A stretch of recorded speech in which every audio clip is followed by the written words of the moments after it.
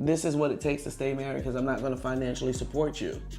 I'm not going to financially support you. You're going to get a divorce over a post-nup? I'm going to get a divorce over you not being employed and I have to carry you. That's what we're going to get a divorce. I'm not signing up to take care of you financially. That's what we're going to get. You're going to divorce me because you got to take care of me financially. Oh, no, you're reading that wrong. I'm not going to get a divorce over a post-nup. I'm going to get a divorce over your inability to stay employed. Sound like you should just get the divorce then. The post-nup don't have nothing to do with it. But she may want to be with him. He may want to be with her. If you ain't about nothing and you're not adding to this.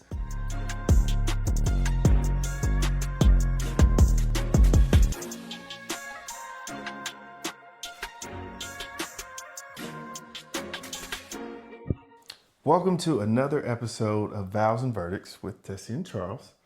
Today we're going to be discussing something that we haven't discussed, but I think it's on a lot of entrepreneurs' minds and people who are married that have a business.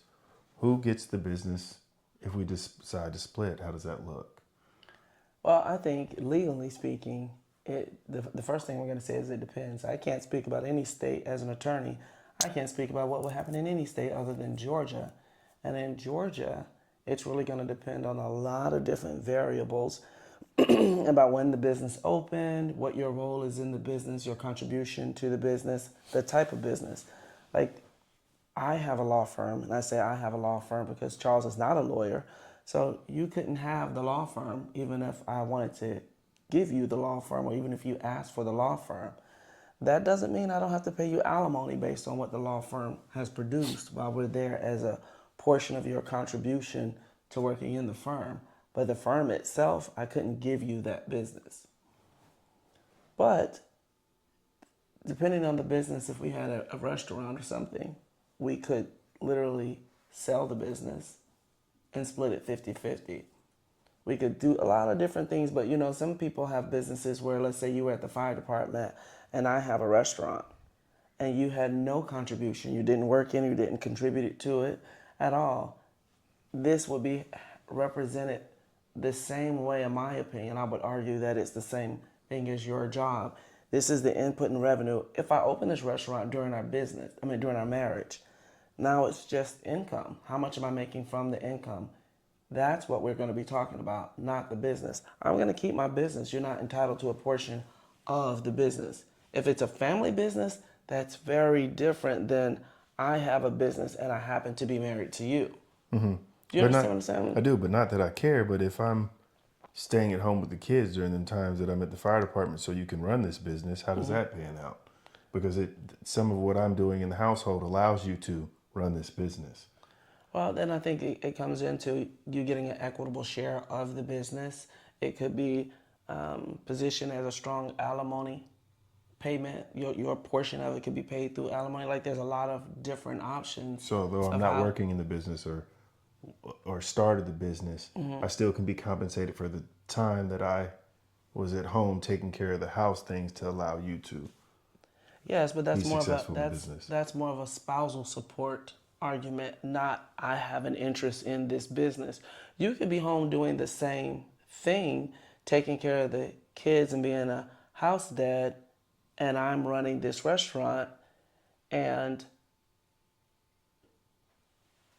you gave me the front money. Like I talk about all the time when we started the firm, you put the money up to start the firm. But in this restaurant scenario, you could have, hey, I left my position as a firefighter. I took that payout, $250,000, and helped open up the business. I helped buy the location, the equipment. I contributed to this financially while I'm home running, taking care of the house, running the house.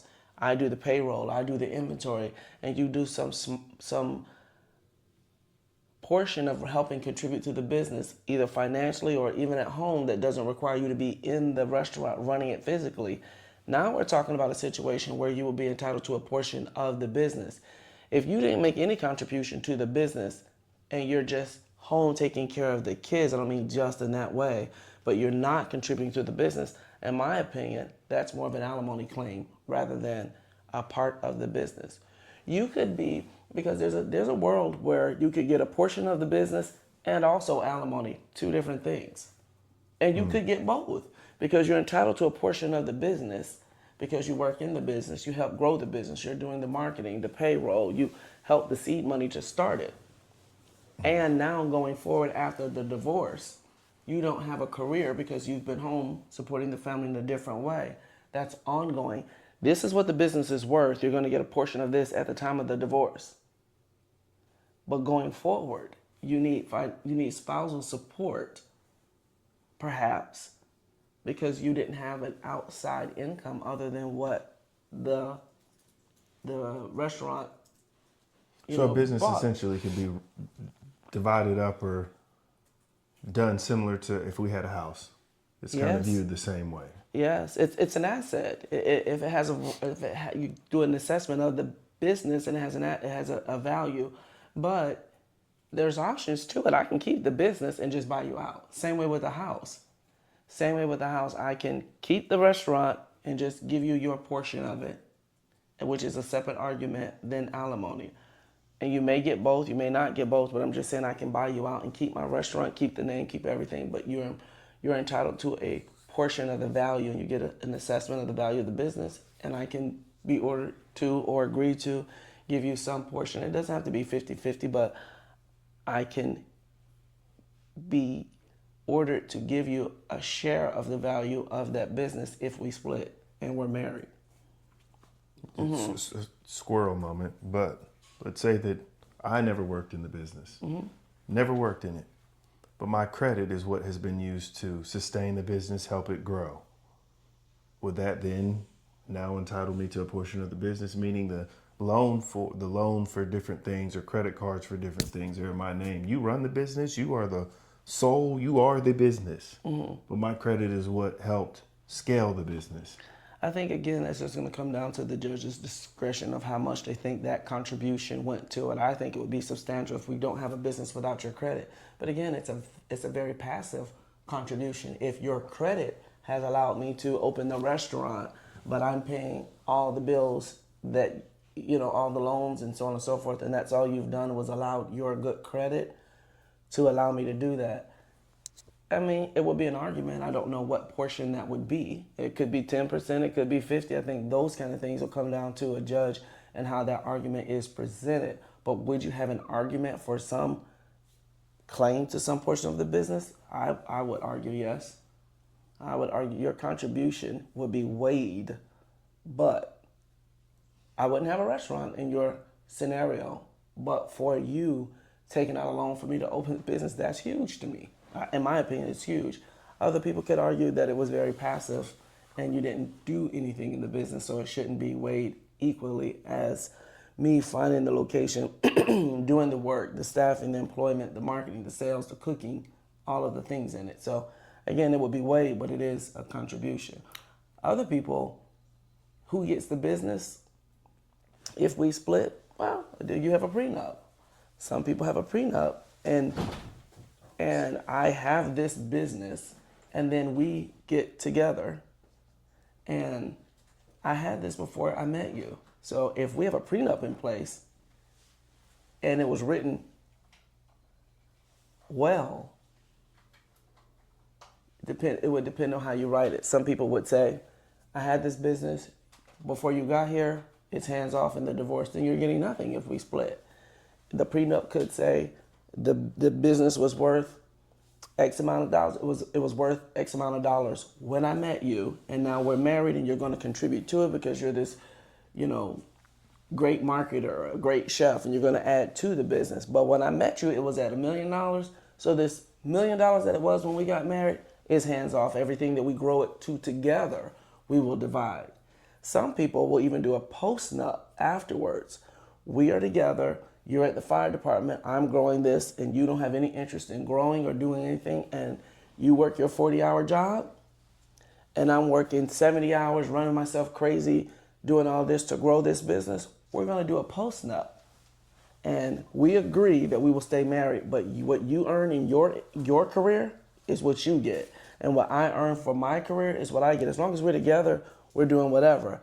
But what my business earns is separately. So if we split up, what the firm earns belongs to Tessie. And what you earn in your pension or 401k or whatever it is that you get at the fire department, I will leave that alone as well. And so people do post-nups all the time when they're growing differently in their careers. And businesses is one of those things that will spark a post-nup. So I guess in starting a business, owning a business, and getting married, post-nup, prenup, or things that you can think about, what other things do you think that should be considered? And how should that be discussed? Or how do you navigate that conversation? How do you navigate that? I don't necessarily want it to come off that it's all about the money, but if we're talking about the business, I can appreciate that we're trying to plan for everything, but it's also a little disheartening that we're planning for the marriage to fail. What do you need to think about, and how do you navigate that conversation? So, in my opinion, I don't see a post-nup and a prenup as a plan for a breakup. And I know you say that all the time, that you think a post-nup and a prenup. I think sometimes it's just going to be one of those things that's a hard conversation, if it is a hard conversation for someone. On the other side of that, if one person is thinking about a post-nup or a prenup and it's lingering in the back of their head, I believe it may lead to some resentment and frustration that your partner may not know about, so you need to have the conversation. How do you have it? Maybe you bring it up in counseling. Maybe you have a dinner, or you have the conversation, introduce the idea of a prenup and post-nup and see what their reaction is before you say, I'm thinking about this. This is what I feel like we need, or something. Because on the opposite side of that is going to be a high potential for resentment. If you are coasting, and I see this a lot in our divorces. We see this and have conversations with our mutual friends, where one of the friends, and I literally more than 5 or 6 couples that are our friends, where one of the has to have enough drive for the both people, they do, but that's a different argument to say you got to have enough drive for both of them. What I want to do with my career, I have enough drive for me and you, which is why I lead all the things that I want to do in the growth of my firm. And let's have a podcast. I want to write a book. I want to do speaking engagements. I have enough in me to do what I want to do, and it doesn't matter if you want to do them or not. I don't need you to want to write a book with me. I don't need you to want to grow the firm with me. If you want to do something different, I support you doing something different. What I want for my career is what I want for my career. Some people will get frustrated. You have a family business, and now I want to be an entrepreneur, and it's contingent upon you being an entrepreneur with me, is what I'm saying. If I want to be an entrepreneur and you didn't share in that with me, I have to have enough drive to do it anyway if it's what I want to do. I didn't become a firefighter with you. You wanted to do that, you did that, and I supported you doing it. But I'm writing a book currently. You're not. If you don't want to do that, like it's in me to want to do that, and I'm going to do that. So expecting them to do what you want to do, that's what I mean by saying you have to have enough drive for the both of you if it's what you want to do. Sometimes you got to drive yourself because it's your goal. It's your career. It's your thing you want to do. But if you are this driven person and you find yourself getting resentful, or you see the relationship is heading this way and that way, and you feel like, I want to stay in a relationship, but I want to be smart about it and protect myself as well, I don't think that a post-nup is a bad idea. I really don't. If the option is you out here jacking off and doing X, Y, and Z, and I'm focusing on my business and I want to give the relationship a chance, while I'm giving the relationship a chance, I'm not going to continue to grow my career and still be in a situation where, okay, 7 years of us working on the marriage, I'm still growing my career, and you're still playing. No, we need to go ahead and put a pin in this, and let's do a post-nup right now that what I focus on and what I'm growing, we're going to put this over here, and we're going to put a pin in it. And if the marriage works, it works, and we're good. But if it doesn't, I'm not gambling on this. I gambled on this and failed. And so if I gambled on this and you're not doing what you're supposed to do, or we're not going in the same direction, I'm not going to spend all this time and energy growing our firm and growing this business, and you're over there working part-time at Chick-fil-A. We're not doing that. I'm not doing that. You can call it what you want to. I'm not doing that. At this phase in my life, and I can only speak to me, I need to be in a place where I'm at peace with what I'm doing. We don't have a prenup. We don't have a postnup. We don't have an anything nup. You support me in our way. I support you in our way. And so there's no postnup, prenup. We share everything. We built everything together. We share everything together. But I'm saying if we got to the place where we're talking about getting a divorce and we're going to painfully stay together, I think a postnup eases some people's mind in how they continue when their relationship is breaking apart. And it allows that person to stay in the relationship and protect what they're building in their career while working on the relationship. So that if it doesn't stay together, who gets the business? Whatever y'all decided in the postnup, whatever y'all decided in the prenup. There's a lot of risk involved in being an entrepreneur. It's a lot of hours, and it's a lot of stress. You know that, and I think it will, just like a good parenting plan. We don't have to argue and build resentment unnecessarily when we have established boundaries, when we have already laid out the plan for who's doing what, when, where.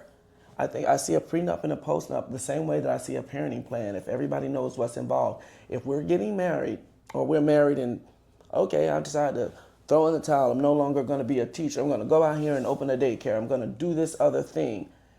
And these are the risks that I'm taking. And this is the sacrifices that I'm going to make to grow and scale this business. Let's develop you don't want any part of that. You want to continue with your 9 to 5, and I'm going to give up vacations and this and this and that. I think a good plan is you do this and I do that. There's so many people that they don't even have joint accounts. They don't have joint banking accounts. They keep their stuff so separately. A postnup and a prenup seems to go right along in line with that. We're keeping our assets together. We're married and we're together. We don't have a joint account. We don't share joint credit cards. We're not on each other's cars. What a postnup and prenup sounds like the same thing. We're going to agree to keep our finances out of our marriage. And the business is one of those things that will go in there. So what is your advice for the people that want to put it in their family names, or I'm going to put my business in my mom's name, so now my spouse can't get any of it, or I'm going to try to put it in a trust, so I'm thinking I don't own it, no one owns it, it's in the trust and you can't get it. What are your thoughts on that? So let's go to the family name, and I think that is a thought that people have that is a large misconception. It comes down to the details. And then you put it in your mama name, in your auntie name, and then you run into an attorney like me who is going to crack all that down and tear all that apart. Because if it's in your mother's name, but your mom's not an active person in that business, first of all, when people say I'm going to put it in my mom's name, if you put it in your name and your mother's name, that means you own 50% of it. So off the bat, it's still not 100% bar to your wife or your spouse having access to it. Put it in you and your mama name. People do that even with cars, or they put it in the house. But wouldn't you only be dividing half now of the half? So you'd be getting 25%? I'd be getting 25%. No, that's an argument. That's an argument to be made. This was, again, something I lived through personally. When you have a business and you put it in someone else's name and you think that that's going to create some type of veil that gets it off the table. Oh, no, we're going to put it right back on the table because, again, through business records and finance, if your mother's name is on it and your mother's a registered nurse and your mother's never owned a body shop, your mom's in a different state, her name is only on the document, her name's only on the loan, and she's a silent partner, your mom can keep the business. Now I'm only talking about the value of it. I'm only talking about the value of the business. She can keep her name, y'all can keep the business. But if the business is worth $500,000, run me my $250,000. You and your mama can keep y'all business. Because again, my goal would be to show that you put it in your mother's name to keep it a non-marital asset. She don't work in the business. She hasn't done anything in the business. You have worked in this business full speed ahead. The only thing she did was put her name on it 15 years ago. What if the other spouse doesn't work on it though? I'm saying they don't work in it. Basically, the spouse and the mom have the same level of responsibility in the business. Does that change anything? But I'm married to you. Right. That is not the same level, because now we're talking about a marital asset. If there's a business, you've never worked in it and you've never done anything, and her name is on all the documents, she still is entitled to run me my $250. Because again, it comes down to so many other factors. You have to do an evaluation and understand the facts. If you open a business right now and you take $100,000 and you open a business, the $100,000 you open this business is marital funds. So you open a business with our money. So I'm already invested in this business because you used our money to open it. And because you're working in it, your income that you gain is our money. What you earn is ours. What I earn is ours in the state of Georgia. So whether your mom's name is on it or not, if you invest and you go buy some real estate, you're not working in it and I'm not working in it. You just bought a piece of property. You spent $300,000 and bought a piece of property and you sold it for $500. You just did a really good investment for both of us, because the $300 you spent is marital money. And when you flipped it and made $500, that's marital money. So again, whether I did anything or not, I'm just over here being a teacher doing my thing. These are financial benefits to both of us because we're married and we are now one. Just like my teacher's pension while I'm over here teaching the great little third graders, fourth graders, and all of that, that pension that's being grown and developed is ours.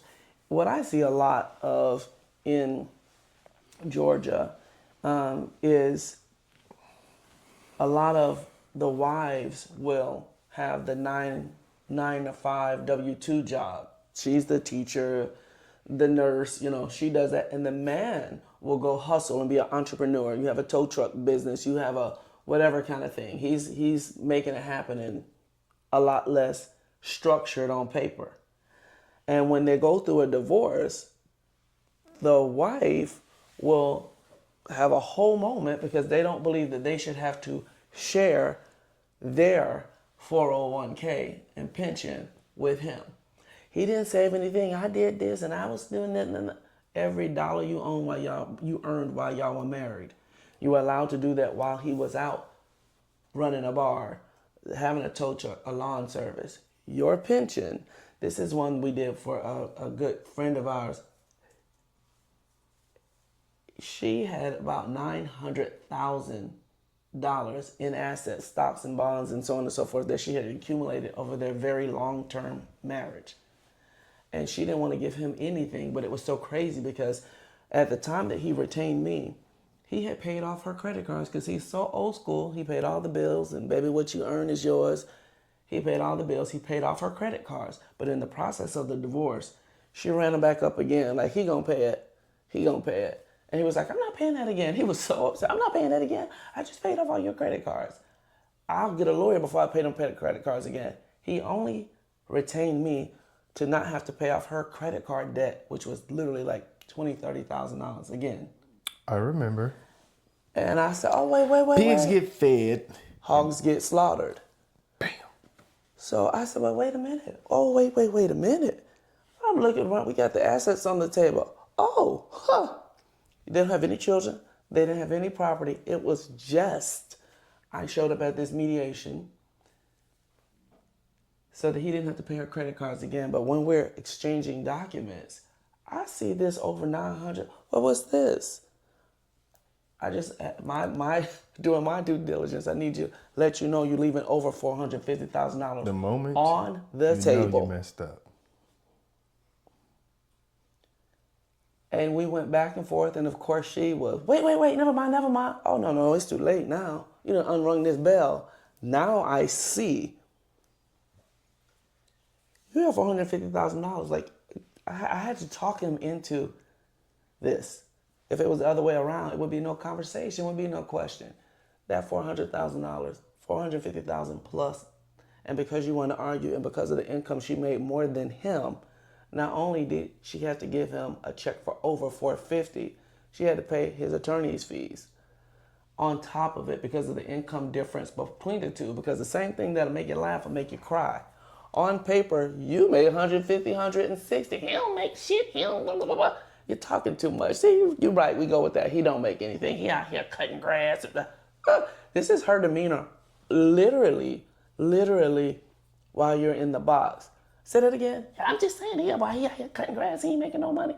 So again, Judge, she makes this, he makes this, and while he just simply cut grass, he can't afford his attorney's fees. Run him his check, ma'am, $450K plus run me my check. Like, we all collecting checks. You want a check? You get a check. I'll take a check. She didn't collect a check. I collect my check, and my client collected his check. She paid the check. But I'm saying again, let's focus on what we're here for. Pigs get fed and hogs get slaughtered. You should have just walked away. So you have to know what you're doing and what you're saying. Because, again, he was an entrepreneur.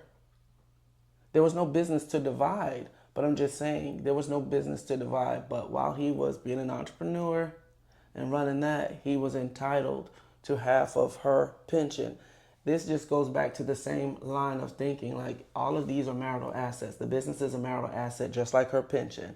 And if the business, depending on the state you're in, depending on how the business came to be and the type of business,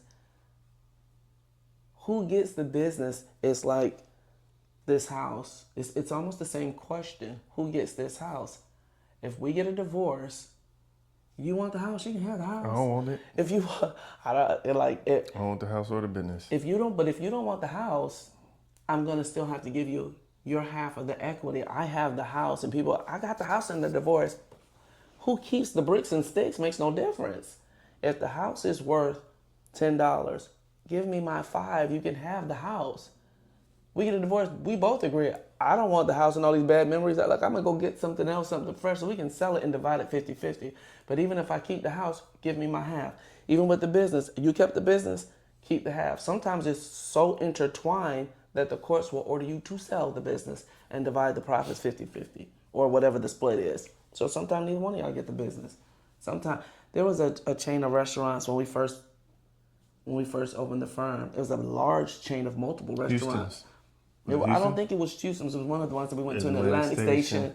And I was like, they had wow. 1 or 2, and they got divorced and started closing them down. And they had to sell they sold all the restaurants. I was like, wow, okay. Yep. So who gets the business just really depends on the type of business and the state that you're in and how it was formulated and who's doing what. And again, I said it then 1,000 times. Keep the business, just give me my cut of it. So. Question for Charles to ask Tessie. So there's a lot of women out here who may, like there's a business of marrying wealthy men, celebrities, athletes, CEOs, and then they divorce them. And so supposedly they can walk away with like millions through that divorce. Is that true? Can you ask that to Tessie?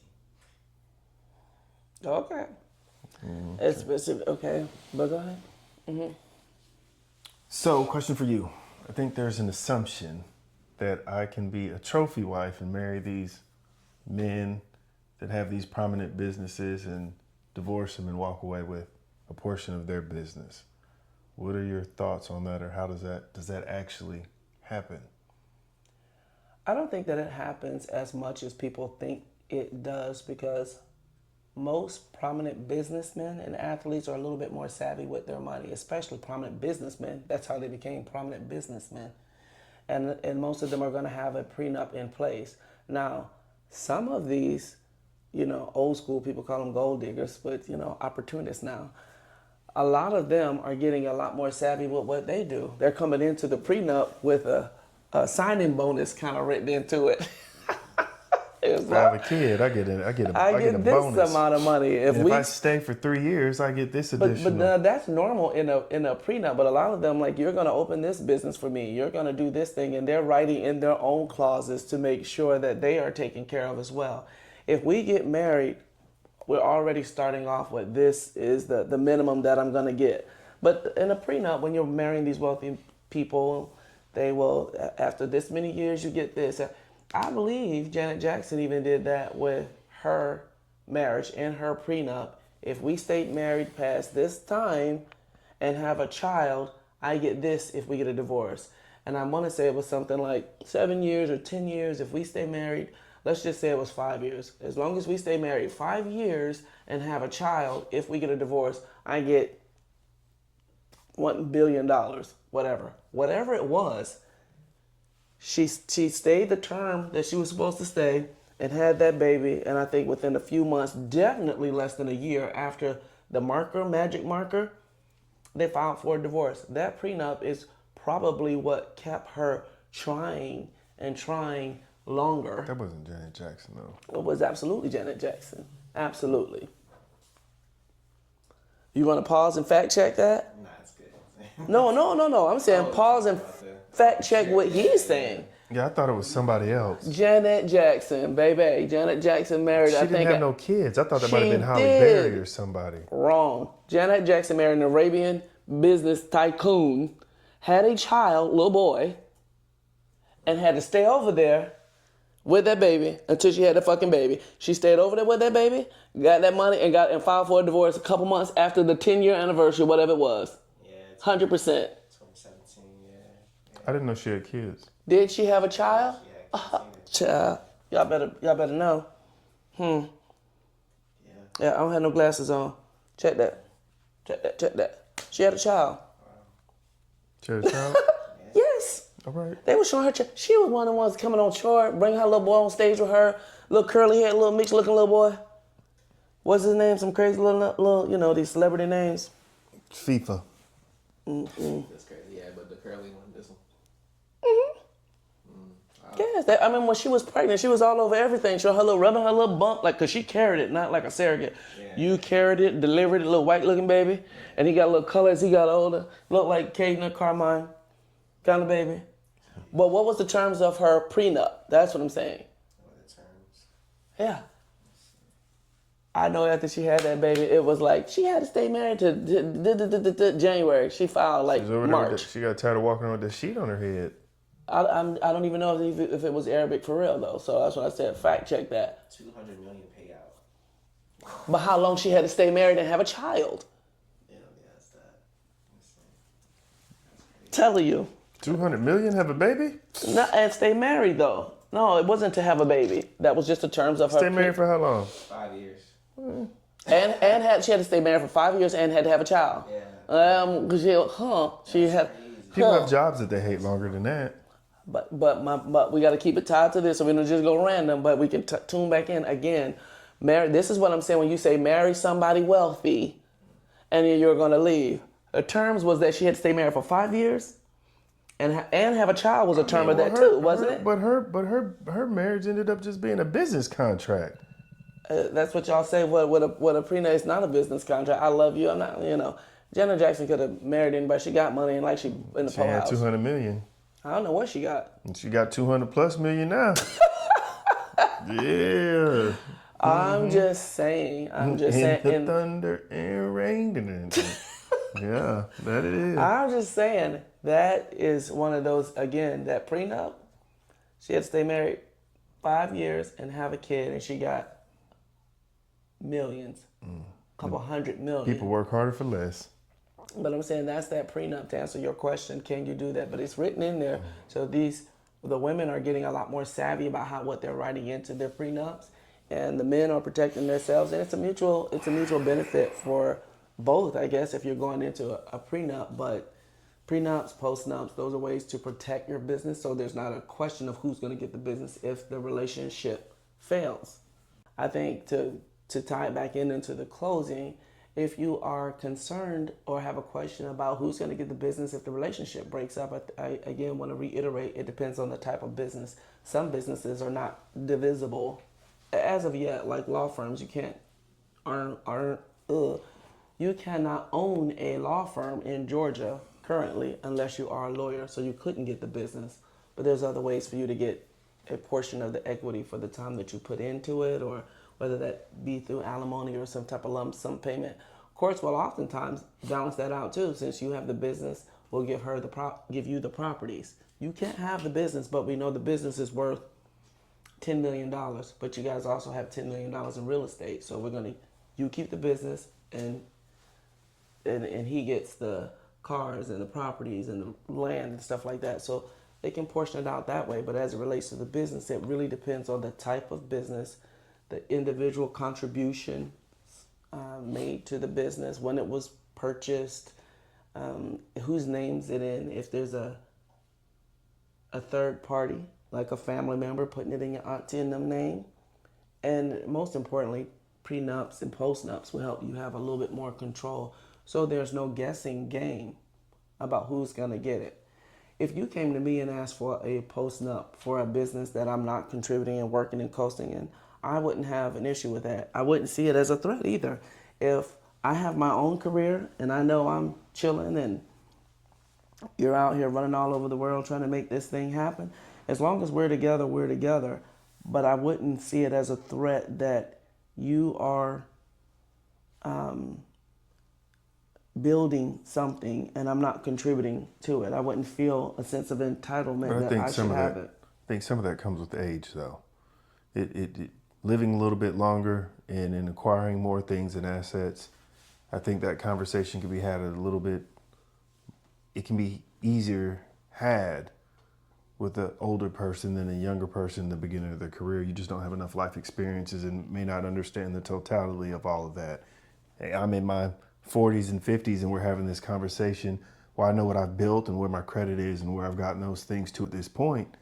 And you being, close in age, I would think that we're somewhat evenly yoked on that thought process. So, I think some of that stuff comes with age and makes it a little bit easier to have. I feel like it would be easier to have the conversation if we're in our mid-20s and we get married and we don't have anything. Yeah, now let's have the conversation. We don't have anything. So let's put a prenup and we're putting it in place. But if we're just both graduating colleges and we're starting off on our path and we are going to decide whatever you earn is yours and what I earn is mine, and what we earn together and put our name on together will be ours together. So as we start down this path, when you're making these decisions about whether you want to work extra hard and get a second degree at a master's or a PhD onto what you're doing, and if we're both teachers and we both start off and we're both making 60 and you're going to coast and just do that so you can kick it with your friends and everything, and I'm going to go back and get a master's and a PhD,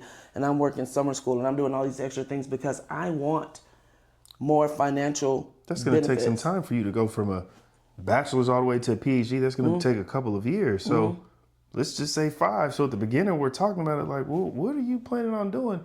Who am I marrying that I don't already kind of know this and have this?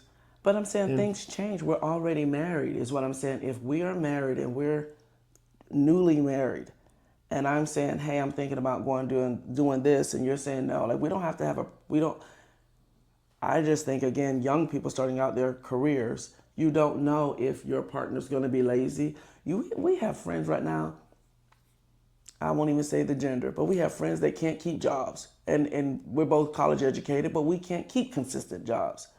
And you don't know that when we get married that you're going to not have a job every other month. And I'm holding it down and I'm doing all of this and doing all of that. If we're getting married, I'm saying, okay, whatever you do and whatever you do, whatever I earn, if I'm working more and taking this promotion and taking on more responsibility, and your priority is the gym, your priority is pit bull puppy, your priority is your dogs, your priority is the gym, your priority is the Firebird. And in my spare time, I'm learning how I can grow my career, whether it was an entrepreneur or not, but I'm focusing on my career and you're focusing on hanging out. But I don't think you know that early on. That's not. I think that's something for me because we don't know it early on is why I'm saying you should have a prenup. We don't know it early on. I'm not thinking about that in my 20s though. But that's why I'm saying they should. Yeah, that's a little. I think you should think about the beginning of your marriage if we don't have anything. I don't know that much about life to have the thoughts that you're saying and to be considering. I haven't lived long enough to be thinking about that. Now, again, at 20, I'm getting married at 23, and maybe 5 years later of being in marriage, some of those things. I'm saying that now so that people in their early 20s, when they are getting married, think about it now. You're right. I would not have thought about that. You need to be thinking about that before you married a person. But you do. I think you should maybe get a You can't prenup. keep a job in college. I mean, you can give them some grade. Well, you're in So college. then let's do a postnup. That's on y'all. Then let's do a postnup, because now we have been married 5 years and you've worked 6 months What out if of they the say 5 no? years. This is what it takes to stay married, because I'm not going to financially support you. I'm not going to financially support You're you. gonna get a divorce over a postnup? I'm going to get a divorce over you not being employed, and I have to carry you. That's what we're going to get a divorce. I'm not signing up to take care of you financially. That's what we're going to get. You're going to divorce me because you got to take care of me financially. Oh, no, you're reading that wrong. I'm not going to get a divorce over a postnup. I'm going to get a divorce over your inability to stay employed. Sound like you should just get the divorce then. The postnup don't have nothing to do with it. But she may want to be with him. He may want to be with If her. if you ain't about nothing and you're not adding to this, no, I don't need to get a postnup. Clearly, we're not evenly yoked. What I'm saying is, in my opinion, if I love you and you're like, I'm gonna get it together and I'm blah blah blah blah blah and I'm not there yet, okay, well while we figure this out, let me make sure I am protecting this business. And I don't know that it would be necessarily a business, but I just think I know and you know how much time and energy it takes into being an entrepreneur specifically. How much you run your head into the wall, the ups and downs. It's not a 9 to 5. It's not an easy road to be a successful entrepreneur and to scale a business. So if that's the path that you're going, I really think a prenup or a postnup will help what's going to happen to the business, because it is a lot more complicated to divide that business than it is you being a firefighter and I work in, I'm a nurse. That's a lot easier when you have a W-2 and I have a W-2. But if one of you are an entrepreneur, a postnup or a prenup will help ease a whole lot and protect a lot of what we're doing with this. And it doesn't have to be it's 100% mine. It can be, we can agree now that in this postnup that 25%, whatever the value of the business is, you get 25% or you get 30% or you get 50%. But let's decide now, because I'm about to expand and blow up and be doing all of these things that's going to require a lot more sacrifice than you're willing to make. And right now, I'm focusing on my career and you're focusing on playing. And so I love you and I'm okay with you sharing with me while we're together. But if we don't work out and I'm working 70 hours a week, then I need to and make you're that decision doing before I blow up. Yes. I just think I think that makes sense. If you're not going to help me earn this money, oh no, we're not going to sit around while you're playing. And then it's like, Understood, the relationship didn't work out, and then you walk away. That's still going to take some. It's still. No. I mean, to my point, it's still going to take some time. And being a younger person, I don't know if I'm gonna have that wherewithal that. I'm talking about post-up. Postnup, well, it's to be discussed, to be determined. When I'm up working late at night, you sitting right there up working late at night, and when we're like, we're gonna go on this convention and you go on that, the sacrifices you make and the sacrifice. But I try, and I just feel like if you trying, I need to be trying. And clearly, if I'm trying and you at home playing video games and not working and can't keep a job, we have some things to talk about a little bit more important than the postnup. But what if we have kids? Then it's not so easy to walk away. We're gonna stay. But I'm just saying it's a tool. I'm not saying it's the end all be all, and I don't know how it's supposed to be written. I'm just saying, as it relates to this business, not alimony, child support, custody, as it relates to this business. The kids being the focus. No, in this episode, the focus is the business. Right, but in the other episode, it was the kids are the focus. So we're going to focus on the kids, and I'm going to make sure that I have my parenting plan, my communication, and that hopefully we can co-parent. And postnup. And we can have these things. We're not going to have a postnup. You said that I wasn't listening. We're going to have these things to make sure that we can focus on these kids and we don't end up hating one another. And we need to make this decision, because at the point now that I'm talking about, hey, we need to do a postnup because you ain't about nothing and I'm working hard and elevating myself and you just a stick in the mud. We need to part ways. Well, again, honestly, this is one that goes back and forth, but I just, in my strong opinion, I think a prenup, postnup is how you set some rules when you're not hating each other on who gets the business if we break up. You decide that before you break up. And from an attorney standpoint, that is I would stand by an that entrepreneur from standpoint. from a other side of the fence. We talking about this, and we've been married all this time. There's some other issues that we need to address. We can go on with this for another 30, 40 minutes. We can agree to disagree on that, but Yeah, again, we're not going anywhere. So, like, love, subscribe, follow. ask your questions. I'm sure we can give both sides of who should do what.